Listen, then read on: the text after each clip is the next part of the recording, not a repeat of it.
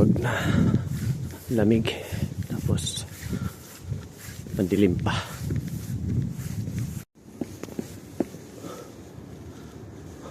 Tahimik talaga. Kahit anong oras eh. Dito sa lugar namin at least. Grabe yung ilaw. Anyway, 5:30 ngayon. 5:35. Sakay ako ng train, monorail ng 5:44. So, hindi tayo masyado nagmamadali, no? Andyan na eh.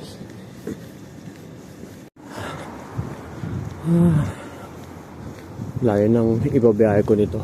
30 to 40 minutes. Sama na yung ano, no? Lakad-lakad.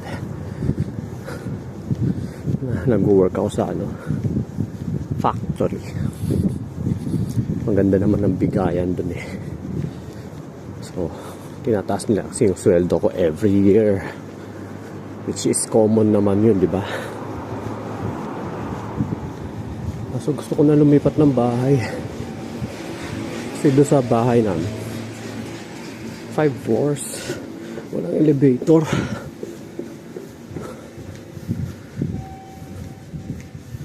Gusto ko na rin mag-loan ng sarili kong bahay. Wish ko lang.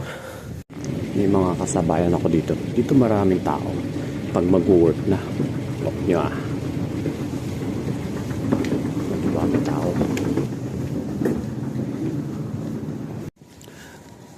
Lapit na tayo sa work. Mga 30 to 40 minutes na biyahe nga, no? Recently, ang daming mga Vietnamese. Hindi lang dito sa factory namin. Dami. Sa ano, dito sa Japan mismo. Ang dami. Okay lang naman. Gulat lang ako. Biglang dami nila. Sana ano, sana mga Pinoy din, no? Mas nakakatuwang makakita ng maraming Pinoy. Kaso wag naman sana magulo. Pero syempre, lively tayo mga Pinoy. Masayahin. Okay yun. Mga Vietnamese, tahimik din ah. Pero para din sila mga Pinoy, medyo magkalapit yung common sense natin.